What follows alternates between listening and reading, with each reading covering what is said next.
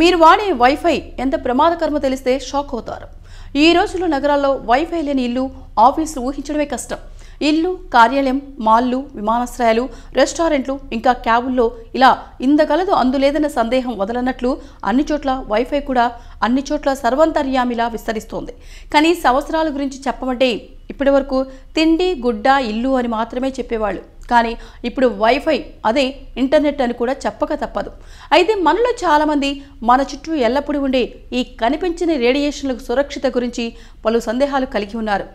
RF exposure గురించి 2004లో ఎలుకలపై నిర్వహించిన అధ్యయనంలో మూత్రపిండాల అభివృద్ధికి జాప్యం ఏర్పడినట్లు తెలిసింది. వైఫై ఆన్లో ఉండగా లేదా సెల్ ఫోన్ సమీపంలో ఉంచుకొని పడుకోవడం వలన దీర్ఘకాల నిద్ర సమస్యలు సంభవిస్తాయి. వైఫై నుండి నిరంతరంగా వచ్చే ప్రసరణలు నిద్రకు అంతరాయం కలిగిస్తాయి. 2014లో ప్రచురించిన ఒక చైనీస్ పరిశోధనలో 30 నిమిషాల RF ఎలక్ట్రోమాగ్నెటిక్ ఫీల్డ్ రేడియేషన్ వలన మెదడులోని కొన్ని స్థానాల్లో అత్యల్ప ఫ్రీక్వెన్సీ హెచ్చుతగ్గుదలకు ఏర్పడతాయని తేలింది. ల్యాప్టాప్ నుండి వచ్చే వేడి వీర కణాలకు హాని చేస్తుందని తెలిసిన విషయమే.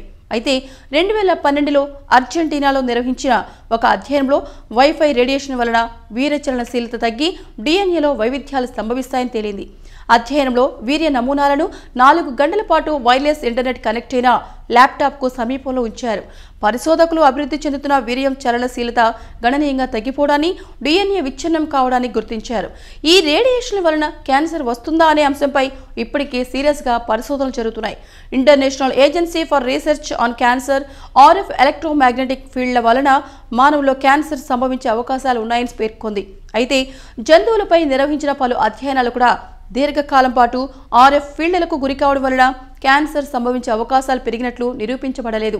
అయితే శాస్త్రీయ సమీక్షా కథనంలో ఎన్విరాన్మెంటల్ హెల్త్ ట్రస్ట్ మరియు యూనివర్సిటీ ఆఫ్ కాలిఫోర్నియా USCND పరిశోధకులు వైర్లెస్ పరికరాల నుండి వచ్చే మైక్రోవేవ్ రేడియేషన్ వలన పుట్టని శిశువులు మరియు పిల్లలకు నిజమైన హాని కలగవచ్చని పేర్కొన్నారు. ఈ సమీక్షలో కీలకమైన అంశాలు వయోజనుల కంటే పిల్లలు ఎక్కువగా MWR కిరణాలను శోషిస్తారు. దీని వలన గమనించగల రీతిలో వారి మెదడు కణజాలాలు ప్రభావితమవుతాయి. పుర్రె చిన్నగా మరియు పల్చగా ఏర్పడుతుంది. ముఖ్యంగా పిండానికి MWR కిరణాల వలన తీవ్ర హాని కలుగుతుంది. సో ఈ వీడియో కనుక మీకు నచ్చినట్లయితే లైక్ చేయండి, షేర్ చేయండి, కామెంట్ చేయండి అండ్ సబ్స్క్రైబ్ చేయండి. Please like and subscribe eagle Andhra.